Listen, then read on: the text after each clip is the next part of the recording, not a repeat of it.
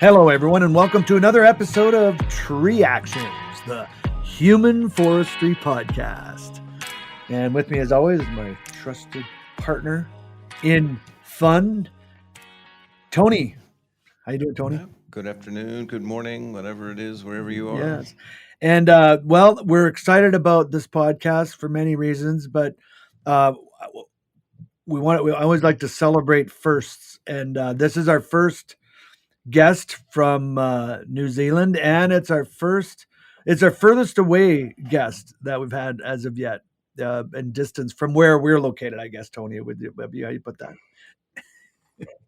From us. From us, yeah. Because we are the center of the universe. Yeah. And also, it's actually Tuesday morning for Mr. Menno Kluiters from all the way from New Zealand joining us today. Good morning, gentlemen. Thanks for having me. Yeah, and thanks for accommodating the time. It's early afternoon for us, and it's very early morning for you. So thanks for opening your eyes up and getting a coffee in you. 7 a.m. New Zealand time on Tuesday, and it's Monday 1 where I'm at and 3 for Tony. So we have yet to see the sunrise tomorrow that you're now experiencing. It's becoming a truly global podcast now. Yes, and we're excited about that. So, and the other nice thing that I think is cool is I don't know that we've had anyone on the show that's airing from an arboretum, not the New Zealand National Arboretum on the northeast coast of the North Island. Correct. Yes. Yeah. What's the name of the town again? Town is Gisborne, but we're half an hour south of that. The Arboretum is called Eastwood Hill Arboretum. From Eastwood Hill Arboretum, south of Gisborne, New Zealand. There you go. So, I'm quite interested in hearing your answer. I know that you've listened to some podcasts, so you know what's coming. And without any further ado, I'd like to kick us off with the question that the one commonality to all of our podcasts, and that is, Menno, if you would please share with us your first memory where you felt connected to a tree or trees. Well, I grew up in the Netherlands, and well, the Netherlands is not necessarily known for its large forests or anything. I mean, there's a couple of trees there, don't get me wrong, but yeah. On family holidays, we used to go out east where there are more trees, and yeah, I always felt at home in the forest, and yeah, running around with sticks and creating havoc, exploring, etc. My first proper real interaction with a tree, or I thought that was at a competition in Medicine Hat. Wow. I was trained in the Netherlands, and one way or another, I ended up working in Canada. I had a year's visa for Canada, and ended up working with Norm St. Jean. And he dragged me out to a competition, and I never was really into the competitions. And he said, a bunch of posers, I'm not into that. But anyways, he was like, you work for me, so you're going. That's it. And so we went to Medicine Hat and the Prairies competition, and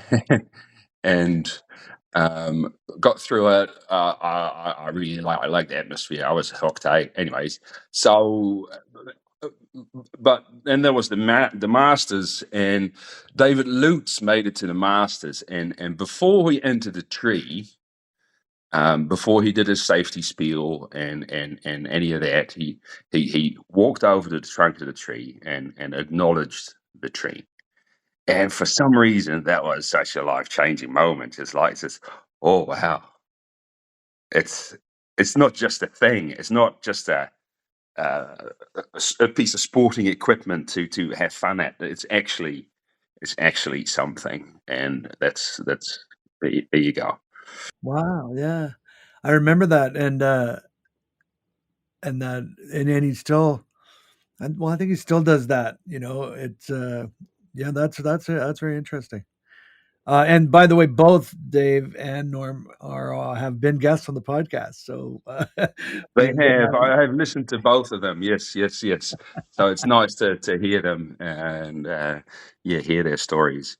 So yeah, it's a small world, isn't it? yeah. Well, the technology makes it so as evident today by us being able to do this. And Mm. you're kind of cold calling me just to catch up the other day. I hadn't. I seized the opportunity to corral you into being on the show. So thanks for that. It's Um, it's all good fun, isn't it? well, what do you think it was in that? How do you describe that moment? Like what about that made you suddenly like, or how did that experience happen? Where it's like, holy moly, this thing's a thing. Oh, It's not. I mean, as a young fellow, joined the army and decided that wasn't for me, and then I had the choice either become a furniture maker or go into forestry. So did forestry, and there was a little course within the school there that was tree climbing. There was a 8-week course, 2 days a week. So Okay. that was pretty much all the formal training that I've had, right? And it was all quite rudimentary compared to now. But anyways, yeah, just loved it. But yeah, I just wanted to cut trees, work with chainsaws, and the climbing part was just a level up, right? Yeah. Yeah. And yeah, she was just a thing. And yeah, working with Norm in Edmonton, and yeah, he was already working hard on me to convert me from a uke man to an oak man, and perhaps David's gesture was David Luke's gesture was maybe the catalyst there. Wow. Yeah. I'm curious about your. So that was in Holland where you were in forestry school and you took a climbing class. Correct. Yes. So I'm really curious. What were you climbing with, or what kind of hitch, what kind of rope, what kind of harness? Um, I cannot recall the harness. Um, it must have been one of the Swedish ones from Degeray, Oh yeah. uh, I think. And we were climbing both ends of the climbing line, and it was a 14 mil octoply. And then, yeah, an English prusik on either end. So we had no lanyard, and yeah, and it's a fantastic way to get around a tree. You can get anywhere. So you use Uh, both ends of the rope in a moving system. Correct. Yes. Yeah. Yeah. Wow, Yeah. interesting. Yeah. And would you say that was a common Dutch technique, or was it just unique to the school? Um. Good question. It's been a while. I think it was just a very simple way of having people to move around the tree and focusing on technique rather than and with two anchor points that accommodates a limb walk really well, and I think that was the focus rather than speed or anything. So you always were working off it too. Like you didn't just like you would like basically be tied in twice all the time. That was only during the course. I mean, later, Wow. when I did work experience, I think I had to do a 3-month work experience thing with the school. Could have been two, anyways. And yeah, that was more advanced. We had a high V climbing line, and yeah, one of the Swedish harnesses. I still have it somewhere. Svelok, I think it's called, and um, there was a fixed anchor point. It wasn't a sliding D or anything. And a big webbing band around your bum. It was not a very comfortable harness whatsoever. It squeeze your hips together Right, like that. right. But that's all we had.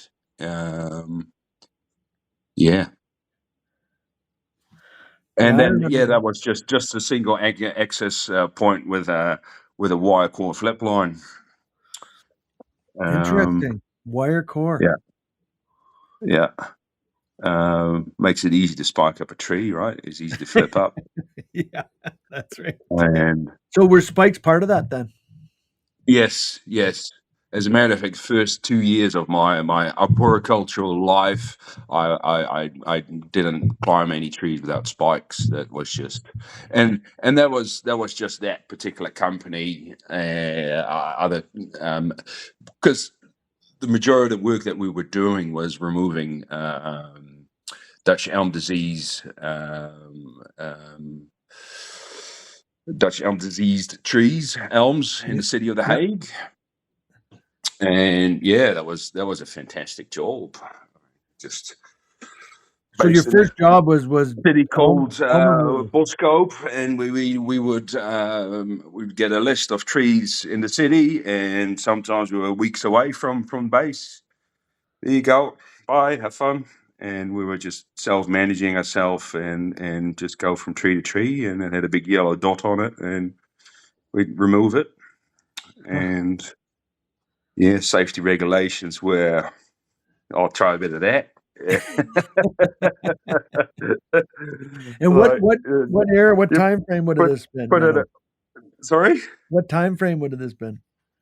We're talking 98, 99.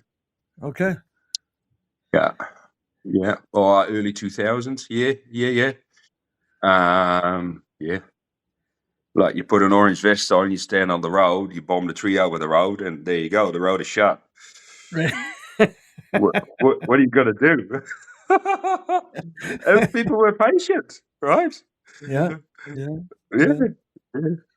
And then that took you to you did that for a couple years, then went up to Edmonton. In 2003, yes. Year 2000, I went a year to Australia, and I didn't do any tree work there. Back to the Netherlands, carried on with the same employer there, but the travel bug sort of hit me, so I got a working visa for Canada for a year, and somehow ended up in Huntsville, Ontario, Muskoka country, and did some work for I forgot the man's name. Pavey Tree with a P. Yeah, Phil. Phil, that's it. Oh, there you go. Small Well, world. Yeah. we've had Phil on the show as well. Have we not? Yeah, we've had Phil on the show. Oh, yes. Yeah. That's Oh, hilarious. You've worked for a lot of people that it's interesting. And that wow. He's he's a lovely guy. Yeah. I have to look that up. Anyways, and he put me on an Arbor Master course. And that was somewhere in southern Ontario. I can't recall where that was. Near Hamilton, I would think. Anyways, yeah. and that was with Norm St. Jean and John Ransom. Yeah. Okay. Yeah. I loved it. I was really, really into it. Yeah. I was fizzing at the bit, as they would call it here. Yeah. And that's how you ended up getting out to Edmonton. Yeah.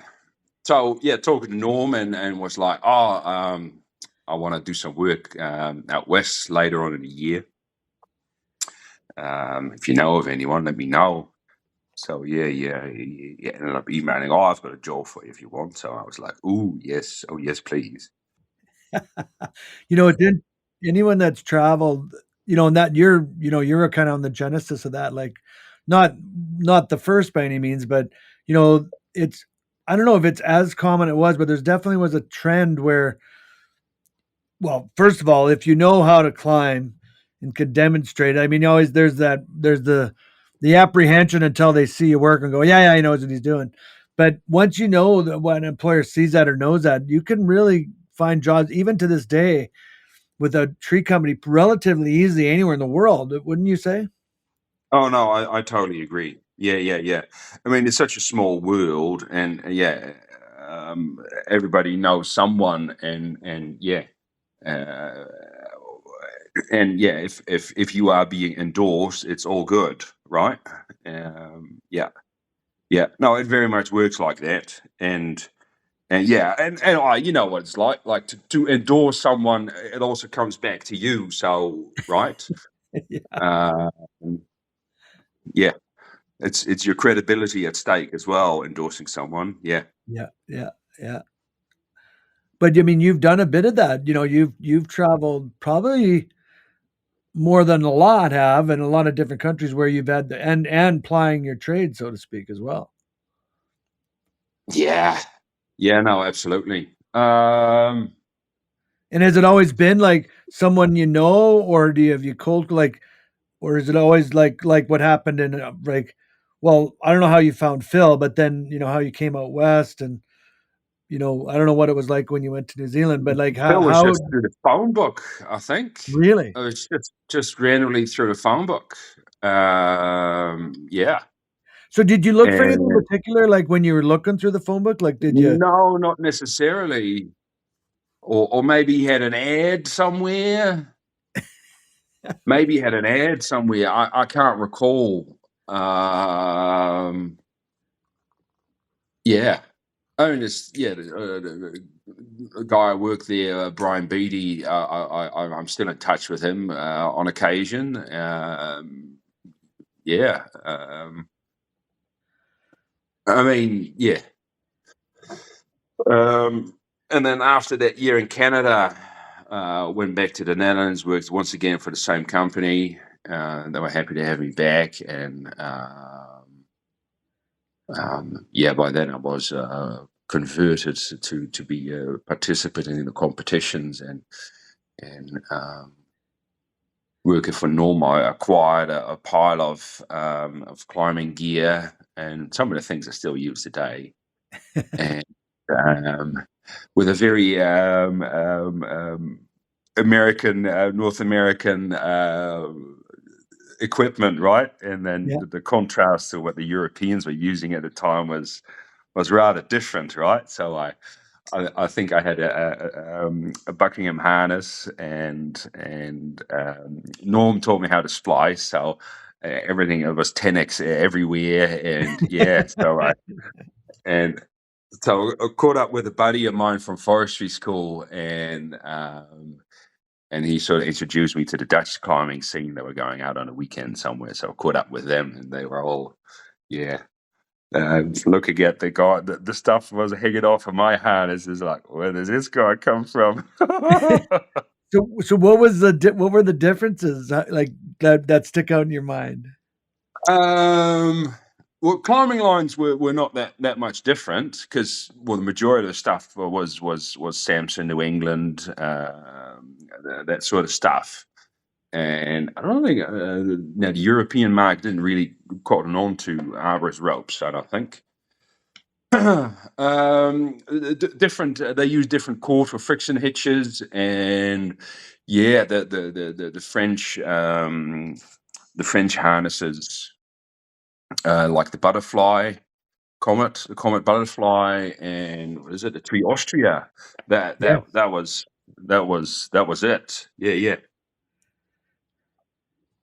And they were quite different. Like my experience always was that the Euro stuff was lighter, like more delicate or more finesse. It was like the North American stuff was industrial, and Well, yeah.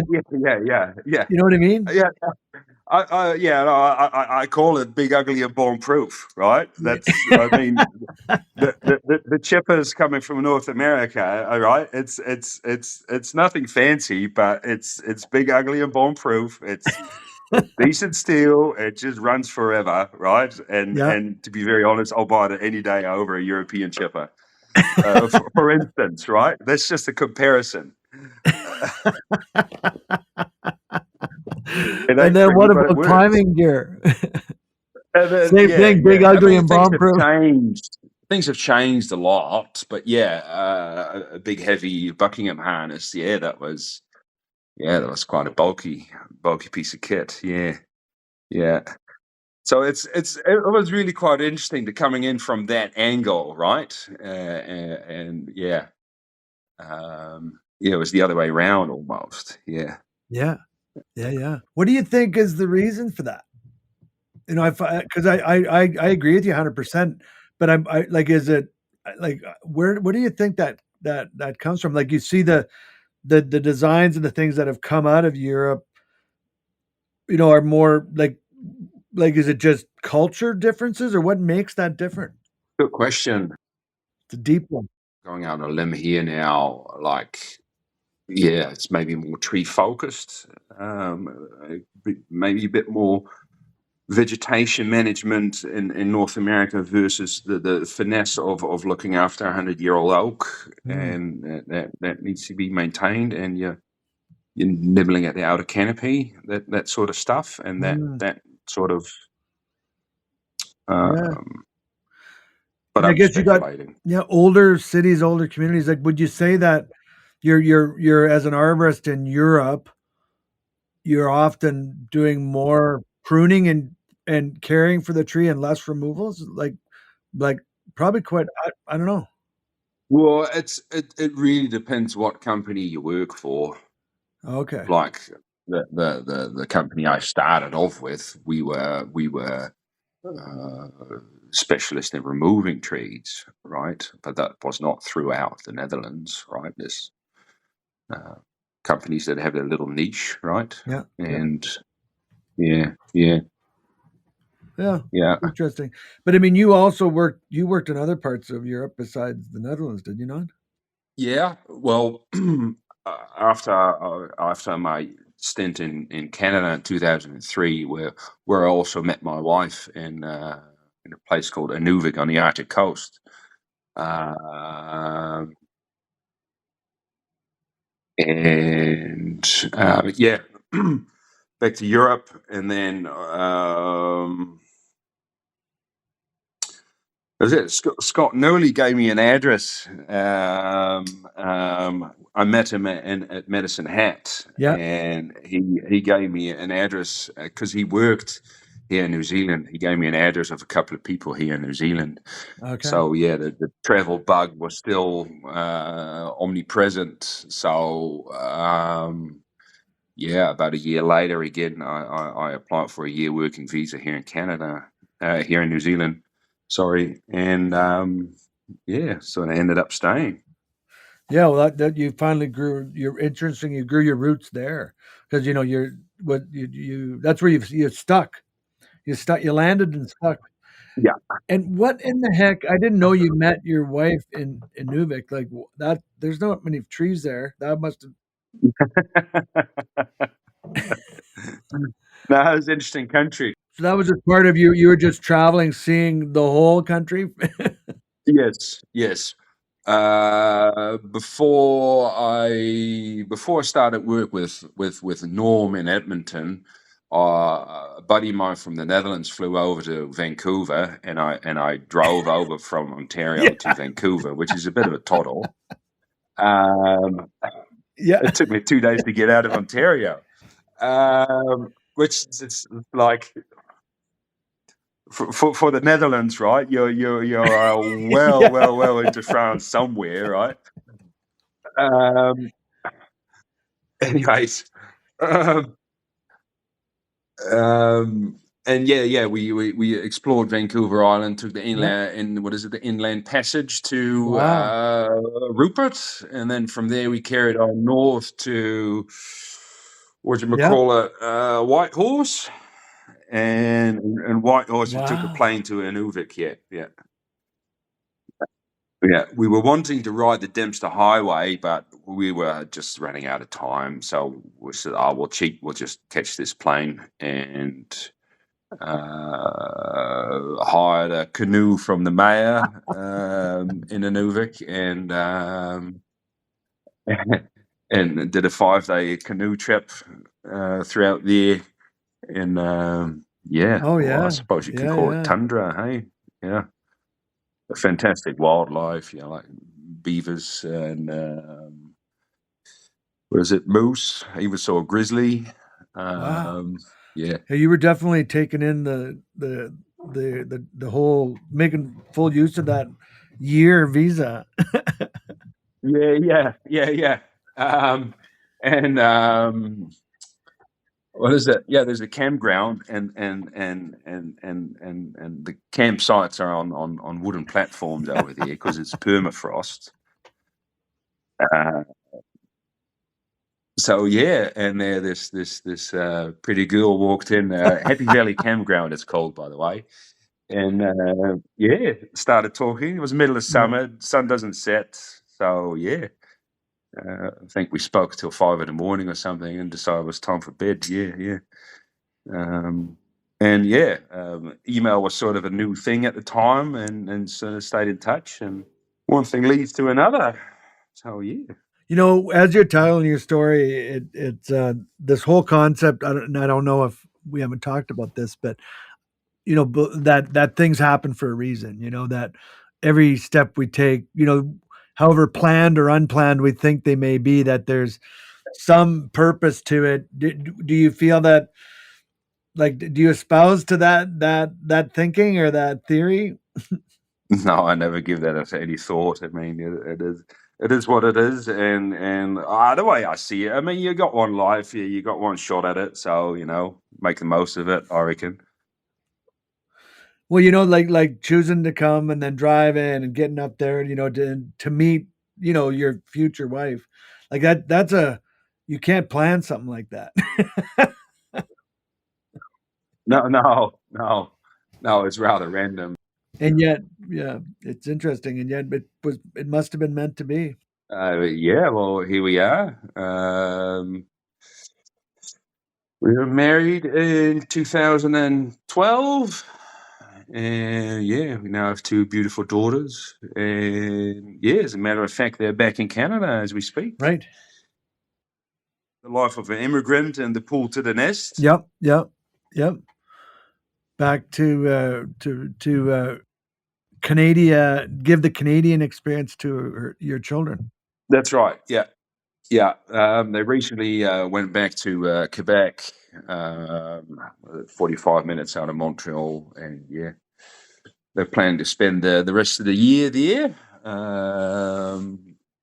She's adamant that the girls should speak French, Yep. and so they'll go through a year of school in Quebec, and they're likely to come out fully immersed on the French side of life. Yeah, I guess it'd be a little bit tough to find the French speaking people in New Zealand, I would imagine. Well, I mean, they're around. There's quite a vibrant international community where we are. They're certainly around, but it's not the same, No, right? It's not no. the same. So yeah, so I'm all alone here in this big house, me and my dog, and yeah, it's interesting. I mean, can't say I like it, but I fully support it. Well, that's that's part of relationships, right? Is what's the word I'm looking for? Accommodation or consideration. It's certainly to longevity. Well, you could say I have no choice in the matter. It does feel like it, but Yeah. no, I'm at That's a peace good with that. it. Well, Yes. it's better than the alternative. Yeah. So you go to New Zealand and then you end up staying. Was there any, obviously, I can't remember, like what changed? You were travel, and then you hit and stuck. Did you find what you were looking for? Or was it just circumstance or? I mean, even me coming to New Zealand, I was still traveling to and fro Europe for a number of years, and my wife, she was a tourist guide as well. She spent quite a bit of time in Mexico and Peru, touring people around. So we've always travelled a lot, and we sort of carried on doing that here. And New Zealand is a magnificent country. There's always something to see here. But we always moved around, giving each other the freedom there, and I mean, New Zealand. I suppose. I mean, I went back to the Netherlands last year, and it had been 5 years since I'd been back home and see my folks and all that. Things change, and it would be hard for me to move back to the Netherlands now. I would think.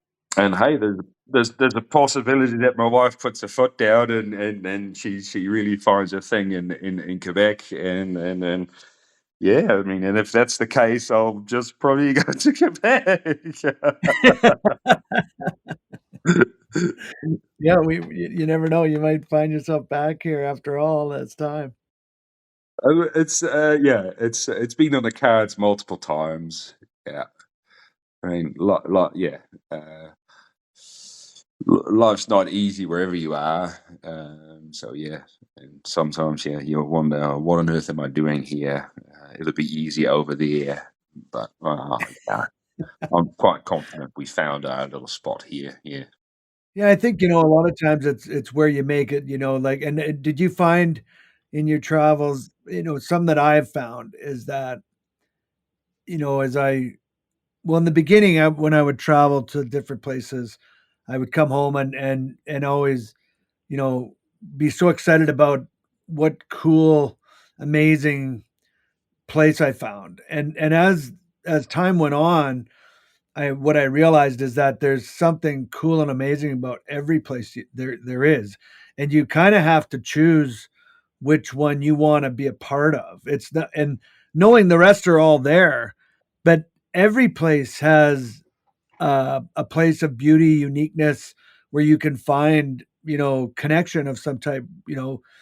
Whether it be a fishing hole, a tree, or a ski hill or a mountain or a river, Mhm. whatever, like there's these beautiful little places where we connect with that every place you go has. Would you agree? Yeah, no, I think so. I mean, the grass is always greener, and push comes to shove, it's just it's like what you make of it, really. It's just what you make of it, and yeah. Huh. The place where we live now, it's got pros and cons, and Interesting. yeah. Oh, I think wherever you live, it's always good to get the hell out on occasion, right? And reset yourself, and then that when you come back, that allows you to appreciate the place more. Well, and when you say what you make of it, like what does that mean to you? Like what do you do to make a place what you make of it? What is that, like, when you say that? What does that mean? Well, I mean, we're both immigrants here, and um, we don't have any direct family here or anything. So you just choose your family as such, and um, all these life choices that you make, like whether you go and travel or a job that you pursue, or ethics and values that you pursue, all of those things. If you choose to do shit tree work, that's what you do for the rest of your career. But if you choose to do to aim and deliver a quality product, then you choose your clients, basically. I hope that resonates.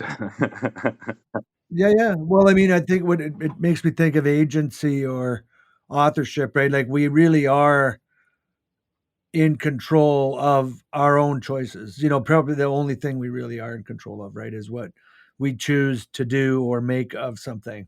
And wherever you are, that's still your choice to like to choose to do. Uh, I don't know if someone chooses specifically to do improper tree work, but I guess if you chose to ignore, if you know, uh, uh, that's interesting. You know, like you think people that do what we would call improper tree work, does it because they don't like trees or don't know or don't want to do proper tree or just don't know? Getting a bit deep there, bro. There's a multitude of reasons there, right? It's like either they don't know any better and they think they are doing the right thing, or never been educated or exposed to the likes. But right, I mean, I think it's safe to say you see a young fella that learn how to climb and this and that, and decides he can do it Yeah. better himself, go out on his own, and then buys a truck and a chipper, and therefore carries a financial burden, and that needs to be paid off, and it just grabs any job he can get, right? And you're sort of driven by that. I mean, I always consider myself really blessed in terms of that I'm truly passionate about what I do, Hmm. and Right. right, and there's lots of guys and fantastic arborists in their own right, but it's a 9 to 5 job, right? And as soon as it's home time, they don't think about any of that. Whereas I do. Yeah. Yeah, well, like maybe that's part of the difference, whether it's I don't know what the word is, vocation versus just a job. I don't know, Tony, how would you put that? Like, is it vocation? Would that be the better term, or Mr. Philosophical degree? I think people that do the best tree work, it's always more of a lifestyle than it is, a job, right? Because there's so much in tree work. Like you have to study and learn how to prune properly, which means you have to learn a little bit of tree biology, a little bit of chemistry. So you have to apply yourself to understand it. I know by me where you see the worst tree work, I don't think it's done intentionally because people just hate trees. It's not like that 6 months when I was a kid, I decided to be a vegetarian, not because I loved animals. I just hated vegetables and I wanted to eat them all. That it's not so much that. I think it's more just, I think it's ignorance, but using that, and they just don't know. They don't understand the tree process. They're just they get big, so we make them shorter, and if it's shorter, it must be safer somehow. Not understanding the tree biology of it all. But I could call it vocational to an extent. Although whenever you use that word with me, my mind always drifts to like the clergy, and I try and stay away from that. I don't have that kind of. You don't think people are religious about I'm sure there are some. I'm sure there are some. It's interesting too. It's like I found as I've been in the industry long enough, like when you're early on as an arborist, you'd see bad tree work and you get kind of angry. You'd be like, oh man, now it's like I'd try not to pass that judgment on people because I don't think anyone's out there intentionally doing it. It would always frustrate me. You'd go classic, you'd go do a nice prune job on a nice little maple tree in someone's front yard, and then you go by the place 2 years later and they had someone top it. It's like, like come on, but I don't find it so personally disturbing anymore. It's you try and educate people and try not to be judgmental. I don't think anyone's out there like just cut them all down. If anything, I feel sorry for the tree. I have been known to, in my youth, to go finish the job with a top tree and just drop it in the yard and leave in the middle of the night because I'm like, just finishing what you started there, dude. But I don't do that anymore. The confession. We got a confession. I don't do that anymore. and I never left behind any evidence other than some sawdust. There were no videos or pictures taken. Yeah, just going with no doorstep cameras like that. There were no Ring doorstep cameras going on. No one was posting me on Instagram as the tree pirate or anything. Yeah, I agree. That's something I have found too, and I don't know. I've pondered it more than once, and that is I do not have the same level of frustration or anger. I don't know. I used to definitely. I'd get really upset with bad tree work, and I'd be mad at the homeowner, and I'd be mad at who done it, even though there was really nothing I could do about it. And I just do not. Yeah, I guess I feel bad for the tree, but at the same time, the depending on if it was been done before and how the tree where it's planted and how it's being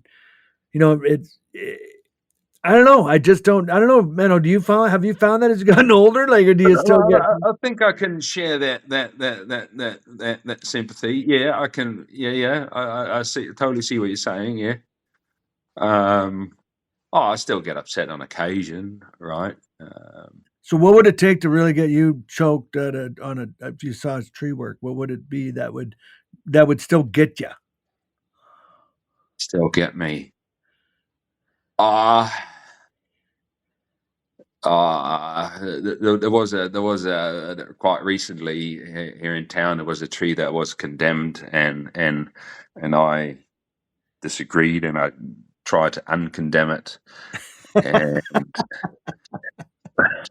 to uncondemn a tree is really hard, right? If you're somebody within the municipality that doesn't quite understand, so yeah, it got the chop in the end, and it's quite like what Tony just said before. Like, you need a better understanding of the biology and how a tree works, and if you would have looked a little bit further like that, then they would see that the tree was actually working really hard on that, right? So yeah. Anyways, it got the axe, and yeah, that was a rather frustrating experience. Yeah. I find it really frustrating when people try and put their aesthetic values on trees. Like, you cut that tree down because it's ugly. It's like, just because you think it's ugly doesn't mean that the tree might be fine. It might be just what that environment needs. Like, there's no problem with the tree. It's not posing a hazard to anybody, and thousands of things live in it. But I gotta drive to work and see that thing every day. It's like, Yeah. your aesthetic totally. value. And then what really gets me too is when like really old trees or established trees, they do the dumbest shit. Like, they put a parking lot under a 300-year-old oak. Like, come on, just plan better. Like, you don't really like move that parking lot 200 yards to the east, right? And like let the tree alone. But no, we got to have or a swimming pool. It's like, come on, what are you doing?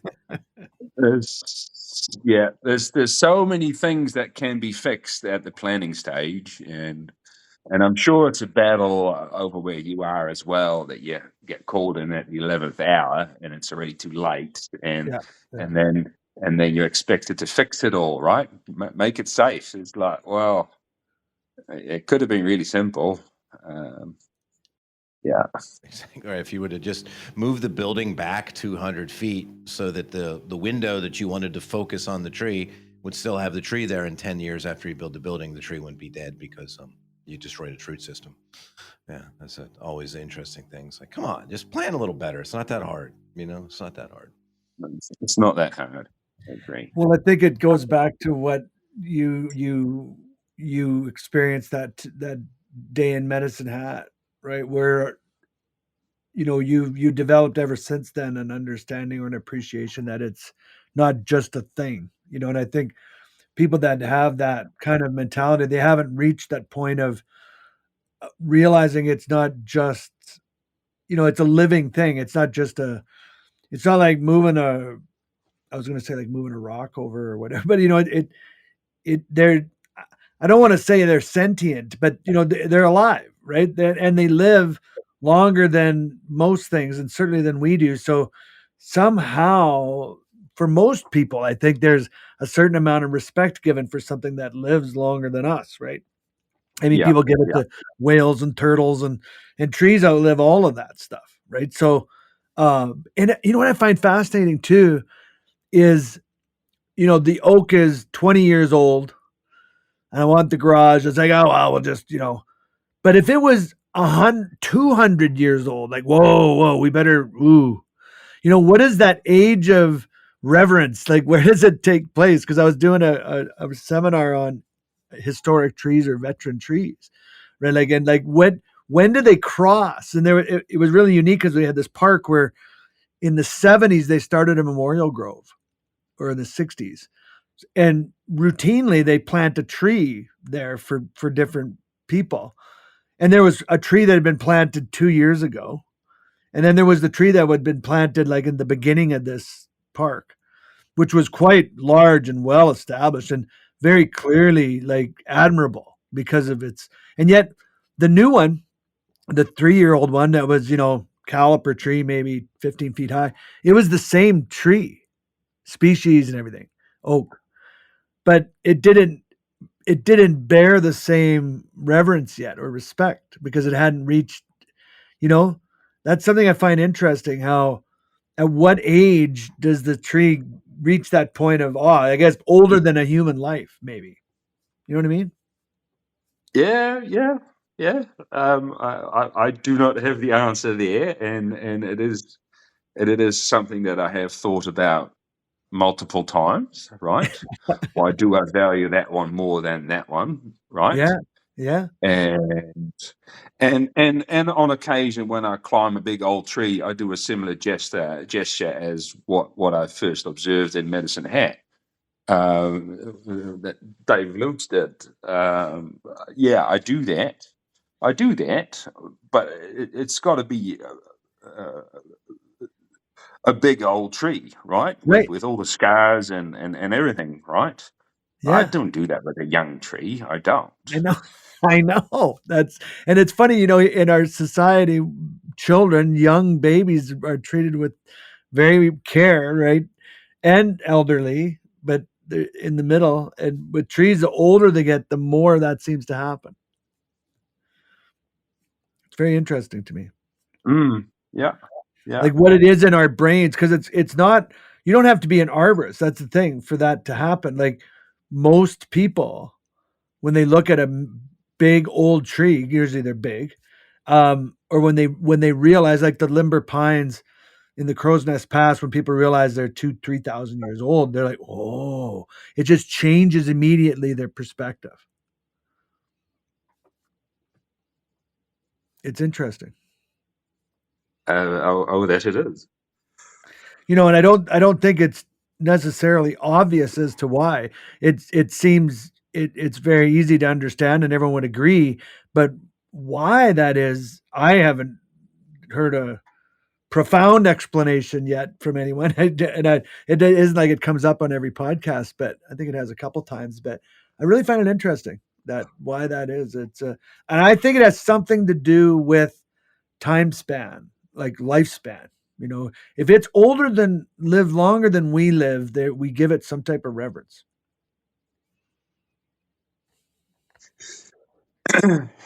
Or older than our dad was alive and is gone, or I'm here and my kids will be probably gone before the tree is. Like that's when you really start to put that in. And I don't remember, it's funny, I just thought of it now. I don't really remember thinking about it in those terms when I was in my 20s.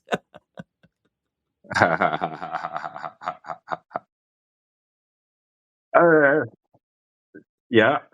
I do also believe it's a cultural thing. Like some of the places where I worked in Europe, and like I recall in the Netherlands, like there was a big old beach, and that was in the backyard, and the owners were really really attached to the tree, and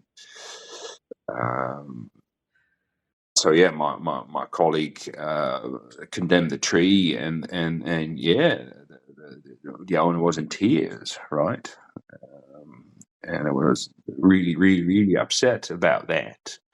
And I don't think I've ever encountered that here in New Zealand, because it's very, it was settled really late, like 1840s onwards, sort of similar time as the west coast of the US. Like you see similar architecture in places, say Vancouver or Seattle. Anyways, and yeah, the place was forested, and to make the place prosperous, you needed grass to the horizon, so trees were the enemy. And to some degree, I believe that settlers' attitude still persists, Very much. and I don't know how that is in the eastern US, but yeah, when I last time I was in Quebec, people are really quite happy to. Sort of the town is built into the forest. The people are not upset about having a large tree next to their house, and whereas it feels like over here, like. They give you a call and it's the tree's out of control. Do something, right? Yeah. It's getting too big. I can't sleep, and then it's just like there's nothing wrong with it, right? There's nothing there to me that suggests the tree's going to fall over. Why don't you just enjoy it? Well, my goodness, no, not impossible. Yeah. I agree, and I've thought this for some time that particularly in Europe, I think there's a lot has to do with how long, particularly in a city or an urban area, where how long has the tree been or trees been part of the city? Like you got cities that are 3, 4, 5, 6, 700, even older. Like, and then you got cities that are 150 or 200 max. And even in North America, I do notice a different attitude from the east to the west coast, and I think it has something to do with the age of the civilization, so to speak. Yep, even though we're all humans, and there's something about the youngness of the community. That you don't have um, 300-year-old trees yet because your city isn't that old, so you don't develop that same connection to historical. Like I don't know what it is, but I do believe there's something in that. I'm sure there's, I guess, what would they be, anthropologists or something that could explain that, or something that type of, Yeah. it's something to do with it's an anthropological thing. Yeah. Yeah, I keep asking that question, and I haven't gotten to the bottom of it, but that's at least that's my best explanation so far. I agree with it, And it's not everywhere, of course. It's not every individual that thinks that way. There's always exceptions, yeah. and geez, in a lot of ways, it's a really young country, and yeah. Oh Like we man. had a big cyclone here a couple of years ago, and our region here is arguably one of the most erosion-prone areas in the world. It's got such sloppy soil, and God, how much did they get? 180 mil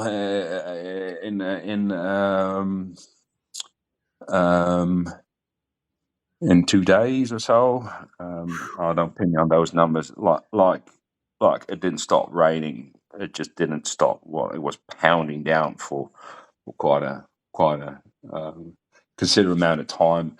Riverbanks and anyways, and the hillsides are just on the go. It's all slipping off the hills, and so you got these bare grass hills, and you're like, well, why don't you plant more trees?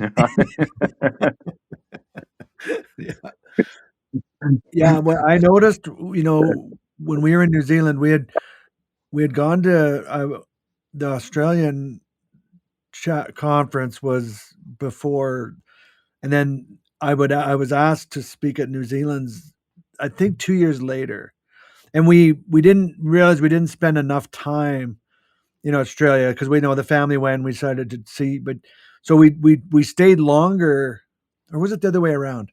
Anyways, when we were in New Zealand, my experience there as and you know we stayed with Ron Hartel in Greymouth, you know, which isn't really a popular tourist destination necessarily. We went and we took the Transscenic train from Christchurch across, which was an Nice. interesting, and even the train, and it's you know, I don't know what you'd call it, like its state of repairs or safety features, or I just got the overall sense like New Zealand was a younger country. There was a lot less regulation, legislation, less.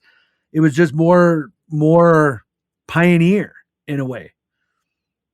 Yeah. Like, you know, it felt like what the West would have been like 100 years ago here. Well, maybe not that far, but not that far, but like, you know, like spotlighting deer and the way they would hunt and stuff like this that Ron described. And I don't know if that still goes on. Maybe things have changed and maybe not, but it was Oh, just oh yes. it's just a lot more like, you know, like guns by the door. You do like, which I kind of grew up like in Saskatchewan, right? And maybe it's still kind of like that there, but I felt like I was more back in time a little bit, and I enjoyed it, to be honest. Like I liked that, but you know, and then you know, a train and a car on the same bridge. Yeah. Yeah, that's very much West Coast. That's quite a special feat there. Yeah. Um, the single lane bridges are slowly disappearing, but they're still there.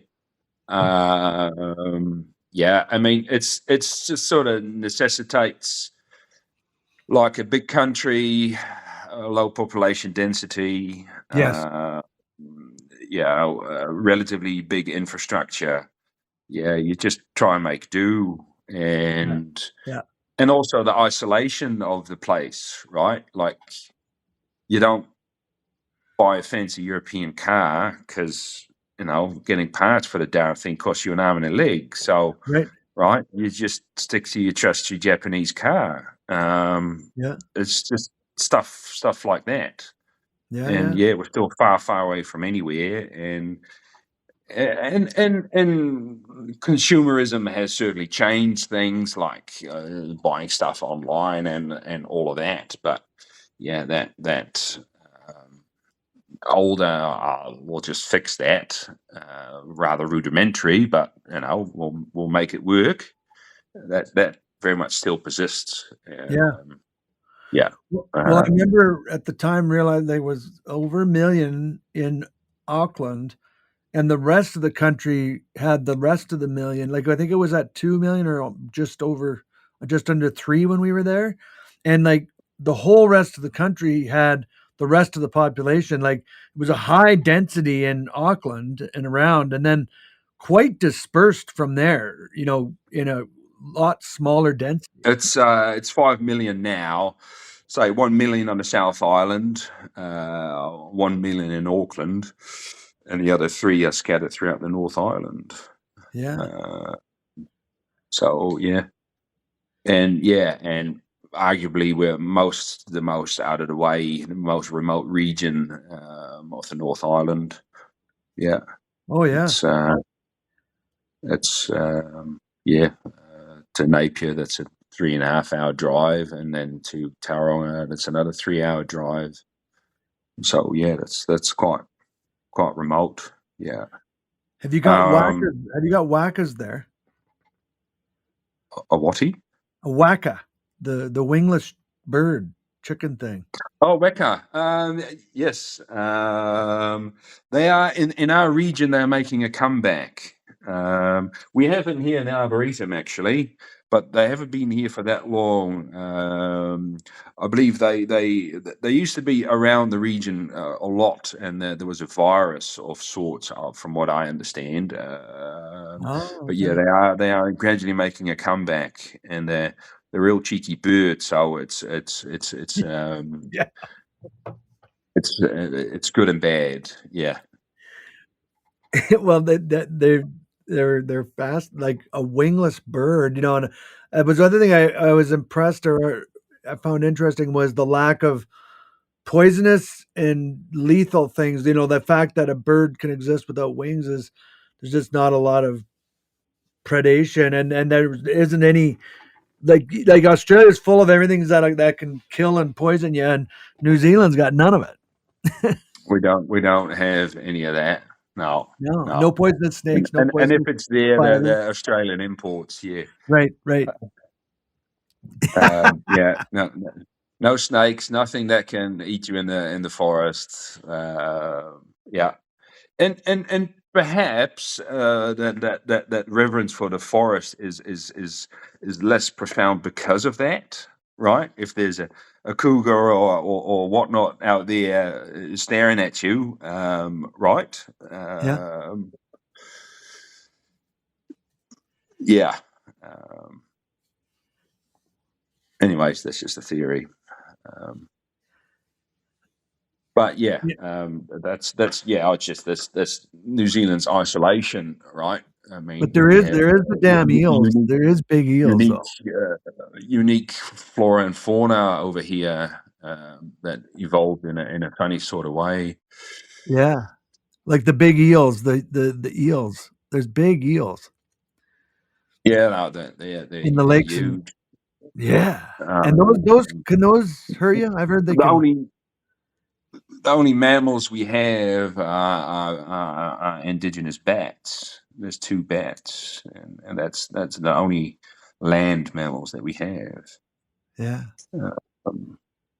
I mean, there's lots brought in, of course, from all over. Like we now have deer, and we even have whitetail and wapiti, and I shouldn't say wapiti. It's another one. Red deer from Europe, a bunch of Asian deer, rats, stoats, ferrets, weasels. Got possum from Australia. Yeah, and they're all eating indigenous flora and fauna because they're pretty helpless against all of that. So when you're, what's the most unique thing that you would see working in a tree or working in trees in New Zealand that would be undeniable? The fact that you're in New Zealand, yeah, you wouldn't see anywhere else. I mean, that's really quite hard because like a couple of weeks ago, we were working on this pin oak around the corner here, and we were putting a new cable in it. Was putting it out 20 years ago, and a bit of a weight reduction and this and that, and the union below it fractured, and now there's 2 possums living in the cavity there. Uh-huh. So it's really quite different. I don't know what it's like where you guys are over there, but it's in Europe. There's a lot about creation of habitat, Yeah. like fracture pruning, and you deliberately mutilate the tree to create a cavity and so on. Which in a way is rather counterintuitive. But yeah, if we were to do that over here, then it's a pest species that inhabits that area. So it's very different over here, if that makes sense. Like the possum, for instance, where otherwise there would potentially be a bat roost in there, for instance, right? So. So is it an eradication mindset on stuff like that, or what? Or is it a living? Yeah, no, that there way? is. Yeah. I mean, that's all free game. Like there's plenty of deer walking around here. Like you need a firearms license, but well, on public land you need a hunting ticket. But over here on private land, it's free game. So yeah, you can just knock yourself out basically. Yeah, I remember that. It's free game. Like yeah.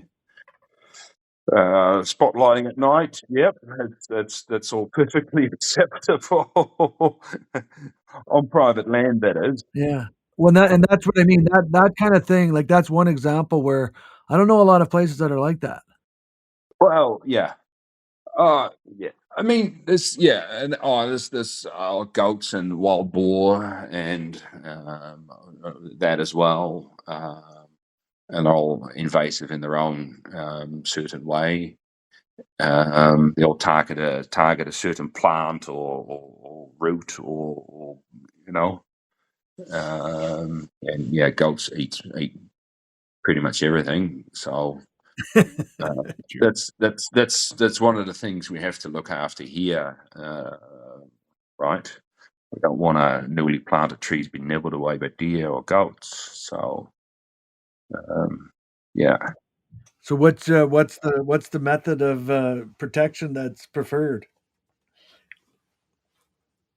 Um, Well, there's traps. It's Oh, wow. getting pretty technical these days. There's traps that reset themselves. Like there's a bait or a lure within the trap, and the rat or possum sticks his head in, and there's a small gas cylinder that sets off a pin, and that kills whatever sticks his head in, and then automatically resets itself. So yeah, on occasion you see a trap with a number of dead critters at the base of it. Yeah, Wow. uh, yeah, yeah. Because well, there is not really any predator control. I mean, the stoats and ferrets eat the rats. That's why they were brought in, right? But they in turn uh, eat birds as well. And that goes with the masting season of the trees as well, like our indigenous beech forest, the southern beeches, Nothofagus, even though they've changed the Latin name, but I'll stick to that for now. Um, Here's another topic. They changed the Latin name of Vegas. Nothofagus, yeah. It's split up. Really? Yeah, it's the southern hemisphere beaches. There's still Nothofagus in South America, but the ones in Australia and New Zealand been split up, and there's different ones yet again in New Caledonia and Papua New Guinea. Really? So they all have their own. They all have their own. The glories of DNA sequencing. Yes, yeah. So they're different genus. Correct. Yeah, Really? yeah. Wow. So what was Nothofagus is now Lophozonia and Fuscospora. Yeah. Wow. Yeah, you got to learn Well, I new guess tricks as an every arboretum day. man, as an Even arboretum the man, you'd things have you to know thought that. you know are changing as well. Well, like you said earlier in our conversation before the show, that you got how many species there, and several of them you like. Good luck knowing what their name is, let alone their Latin name. Yeah, yeah. Well, like the North American cypress is now Hesperocypara as opposed to cypresses or cupresses. I don't know how you guys pronounce it over there. So even the North American cypress have changed, Oh, right? the Cupressaceae. Yes, yeah, yeah. There's somebody in a lab somewhere, sun deprived looking. Anyways, decided that it's something else. So yeah, Well, I think that isn't that's kind of things of botanists and um, Hortus. Isn't that's the big encyclopedia or dictionary of plant names, right? I think it comes out of England somewhere or New UK somewhere where they when the changes of they got to do a new printing of Hortus. I think. I have to admit I don't know exactly how that works, but yeah, I did look into the when they changed the southern beaches, and it was a research team from the Netherlands, out of all places, that decided we had to rename these things somewhere distant and far away, and I Your was own like, countrymen, your own country yeah, people. yeah. I mean, in a way, they're right, but yeah, um, they got a point. But on the other end, it's like, oh, come on, yeah. A fagus by any other name is still a fagus. It's yeah. Well, they don't even carry the name Fagus anymore, even though they are still in the Fagaceae as such. So yeah. What is it? Colleague here calls it the lumpers and the dividers. That's Right. which is a good way of seeing that. Yeah. Yeah. So The lumpers and the dividers. yeah, And there's so much to learn around here. It's quite mind boggling, really. and if anyone wanted to come visit New Zealand's National Arboretum, the easiest way for people to get there we'd have to fly to Auckland and then drive. You could take an inland flight and a domestic flight to Gisborne Airport, and then Oh, okay. somehow you still have to drive another half an hour. Yeah, public transport would be hard to find, but yeah. And there's great accommodations I'm and sure if you're that keen, we can sort something out. Yeah. well, it's you just never know because you got how many acres on that Arboretum? Well, the old Kiwis do acres. I don't. Oh, hectares. Sorry. Hectares, 135 hectares. Yeah. Okay. Maybe somebody can quickly find out for the North American public how many acres that is. It's more Yeah, than 100, times 2.5, isn't it? something like that. Something like that. It's big. It's big. And then Oh how no, many different it's species do you huge. think? Yeah, How many and different it's just. species do you think you have?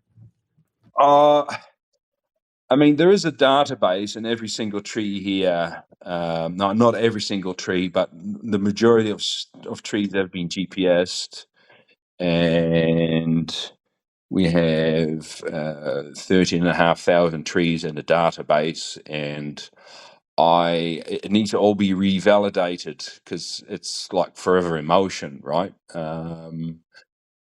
I'm guessing about 2,700 species, yeah, more or less. Yeah, and there's so much oddball stuff here. It's just not funny. Like just 50 meters from here, there's two cypresses, and I looked it up, and it's like, what are you? And they are cypress from the Sahara. Wow. There's a small mountain range somewhere with 250 of the trees, and that's a subgenus of cypress, and we got two just there. So It's mad. how did they Uh, all get there? Who started? How did this one came here via Denmark. It was a chap in Denmark that donated it to us. So somehow it ended up here. Um, interesting? and on it goes. The South American cypress, Fitzroya. It's a big, tall tree on the west coast of Chile. And took some cuttings off that the other day. Like from all corners of the world, and because we have such a mild, favourable climate, I mean, Yeah. anything grows. Like Yeah. Australia, South America, Africa, Himalayas, you name it. It's just, You're gonna it's have to get mind-boggling. yourself some tundra. Um, there is. We don't go that far north. There is a 100-year plan where the place is divided into eco regions. and initially it was all planted up quite willy-nilly. Wherever there was space, was put in a tree, and now the place was initially started in 1910. The man Douglas Cook bought it then, and started planting then, but didn't really get underway until the First World War. He served in Gallipoli and in Flanders, got wounded, recuperated in England, where he visited lots of old estates and gardens, etc., and that really inspired him, and he wanted to do something like that over here. And yeah, you could say that he succeeded. um, and yeah, it was a total plant hoarder. Right. And here we are, 100 years later. And yeah, he was fighting to get them going, right, under arduous conditions like droughts and floods and anything in between.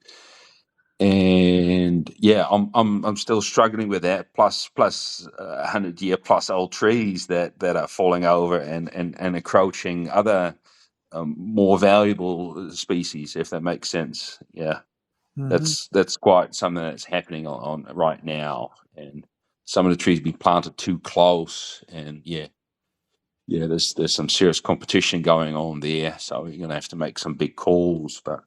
Right. Yeah. What do you do? We sort of have limited um, resources to do all of that.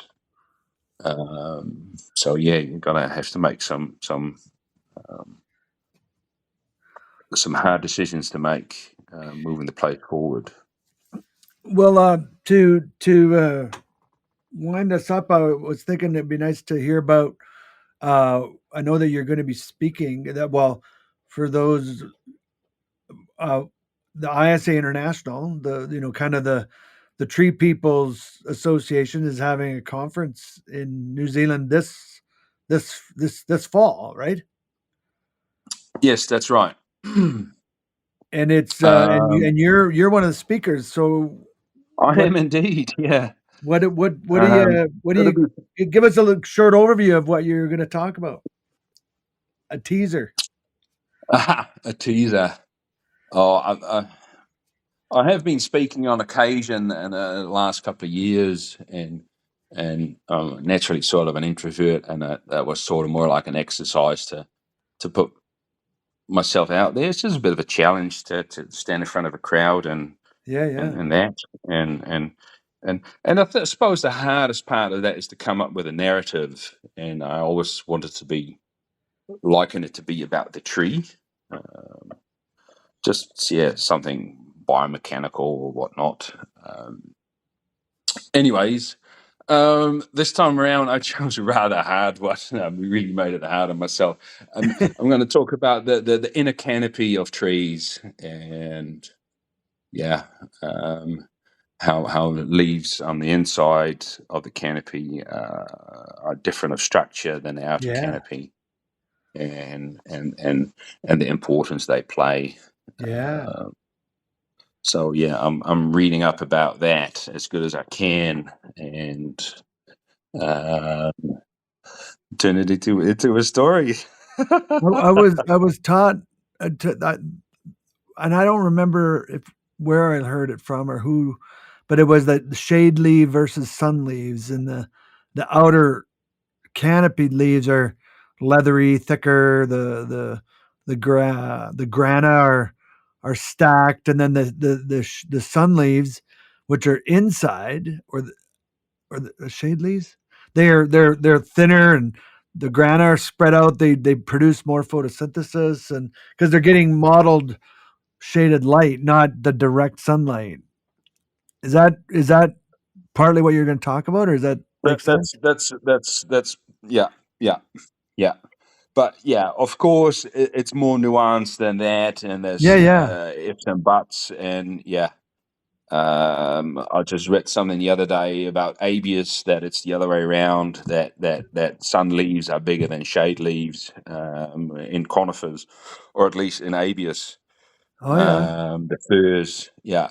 So it's interesting. and that's probably what makes trees so cool, right? It's not exact science, and there's always exceptions, and Yeah. yeah, they always throw you curveballs like, why are you doing that? And yeah, you just can't explain. And Well, it was always a good concept to explain the reason to not over thin or clear too much out of the inside of a tree. That's how I always thought it yes, was the good. lion's tailing, Yeah. yeah, yeah, yeah. Yeah, and it's yeah, trees. It's just infinite learning basically, and there's still so much we don't know, and um, so much to speculate about. Isn't that fantastic? Google Well, ruins it all, but there's still lots to speculate. So thank goodness for trees. the guest we had on just before you or earlier today, Scott Baker was, he emphasized that, pruning is for us, not for the tree. They've been living a long time and never needed any intervention. And I kind of agree with that. Like, um, they've been surviving and doing just fine without us. That's yeah.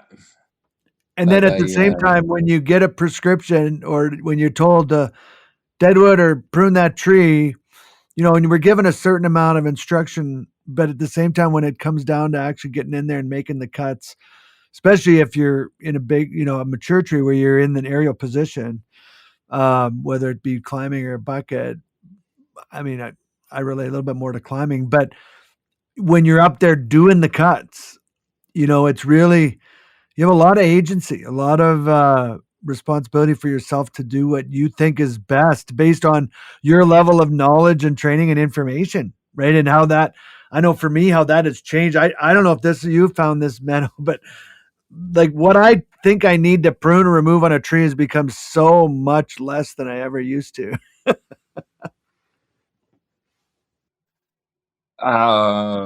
Yeah, there'd certainly be an evolution there. Like things I do now, and the reasons why it certainly changed throughout my career. Yeah. Um, I mean, if it's concerning a large tree, I mean, the best thing really is just to hop up and this is hard to describe. You just get up it and get a feel for it, if that Yep, makes sense. And absolutely. and and then you're amongst a three-dimensional structure, living structure, and you just you feel how it moves and how yeah, everything interacts with each other, and then you can come up sort of with a battle plan. I mean, you get a rough idea from the ground, but it's always very, very, very different when you're up there, and yeah, you come up with a plan on the ground, but when you're up there, that was a silly idea. We're going to go and do it this way now, and that's regularly. That's regularly. Yeah. Yeah. No climbing plan survives contact with the canopy. Absolutely. Yeah, yeah, and yeah. Tony, to make an adaptation. What do you think, Tony? Do you think that you like prune differently because of your education and experience, or is like obviously both progress, or is it more because you feel trees more now, or both?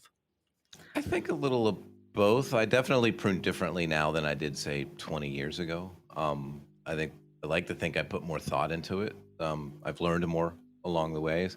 I think too that when you work at the same company for 20 plus years, I had the opportunity to prune a tree and go back and prune it a number of cycles, so I could literally see the results of my own cuts and my own pruning methods. And I've adjusted my cuts, to that. There's certain things that I do, especially when we get some of our native cherries and stuff here. I just cut them differently. I predict where the branch mark collar is differently, just from what I've seen. It's not, like Menno said, it's the wonderful part about tree work is it's not an exact science. There's science behind it, but it's not like everything is cut and dried. So, and I think that my pruning improved as my climbing skills improved, right?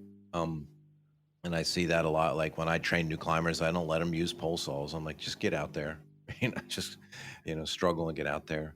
But as your climbing skills improved, I think your pruning skills improve as well. And then just education, talking with people, networking. But I think for me, the most valuable thing was that ability to work in the same place for so long, to go back and see the results of the cuts that I made, good and bad. Right. It wasn't always good. Sometimes I did mess things up, like, ooh, hit that one a little hard, and have calmed it down a little bit. So and I tell people all the time too, it's the same with, we were talking like with Scott earlier, like trees don't need us to prune them. Trees do just fine. We prune them for our own purposes only. Just understand that. And people always, my other favorite quip is, it's like, when you're pruning a tree, it doesn't matter what you take out because it's gone. It matters what you leave behind. So think about that. Think about what you're leaving behind, not what you're taking out. How do you know what to take out? I don't, but I do know what to leave behind. Right. Oh, that resonates very much, Tony. Ron Hartel talking about how he carves, and Ron Hartel's a Kiwi, born and raised in Greymouth, but he always says, like, how do you carve like that? He says, I just cut away the parts that don't need to be there. I don't know that I'm going to make it. What are the dates of the conference? Good question. I should know this. Sometime in October, I believe. Yeah, it is It's October. October. I believe is it early October? I can't remember. I just know it's because we have some instructors that are unavailable to do work with us because they'll be traveling there for the ITCC. So I just know it's October-ish. Oh, and for reference sake, 134 hectaacres is about 331 acres. I looked it up. Oh, Okay. fantastic. There you go. So now you know. Good old acre. Well, it's been fun chatting with you all the way down in New Yeah, Zealand. it's been fun. Oh, 19th to 22nd of October. Oh, There you it's later go. October. There you go. In Christchurch in the South Island.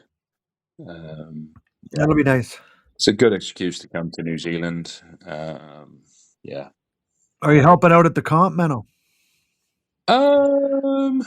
I'll have to see. I may have a couple of things prior to that.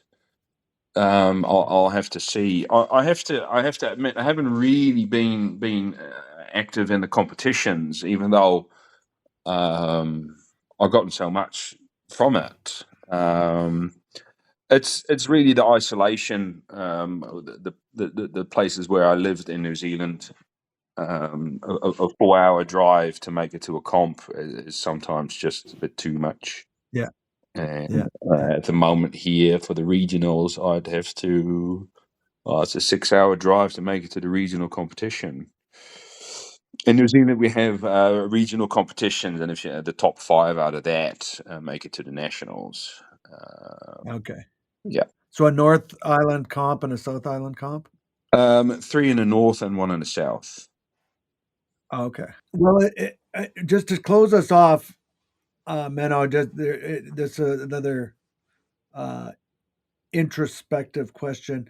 We call it the Human Forestry Podcast, likening us as humans and interacting with one another the way trees interact with one another in the forest, or is there any parallels or lessons you've learned or applications you've made or parallels to life you've drawn from the way trees react and interact with one another and the way you maintain your relationships?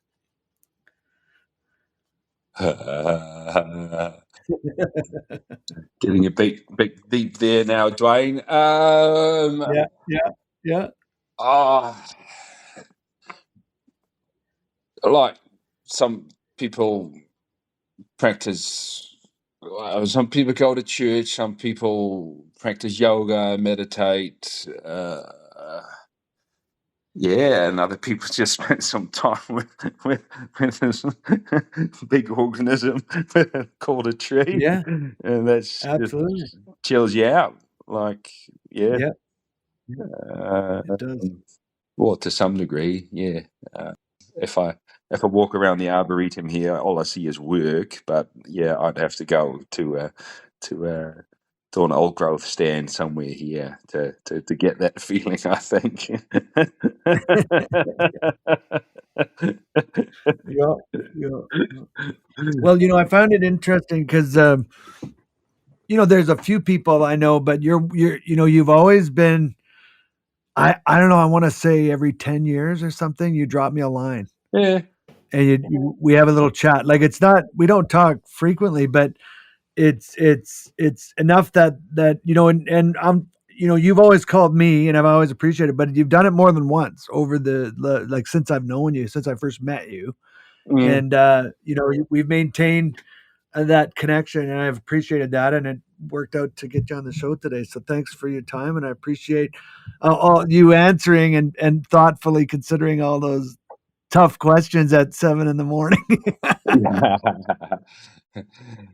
Yeah, I don't know what it is, right? I mean, the older I get, and I'm not even 50 yet, but right, like the older I get, the more I tend to hang out with older people. Like I sort of call them weathered role models, right? I mean, the things I encounter are not unique, and it's yeah, and then it just makes me wonder, like, oh, what would they do, right? And it's the things you're in are not unique, right? So it's always good to reach out to an old boy and hit them up and see what they think.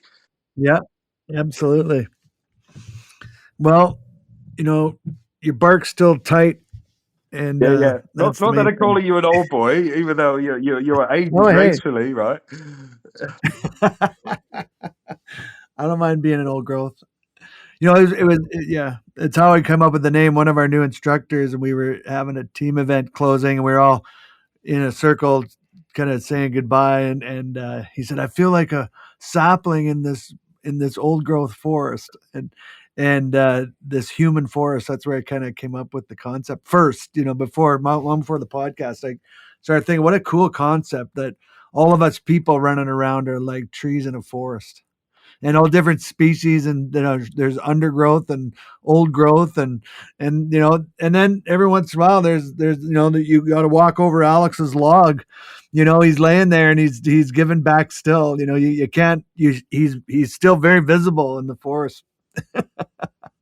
Someone like Shigo or whoever, we know that is no longer standing in the forest but still very much part of it.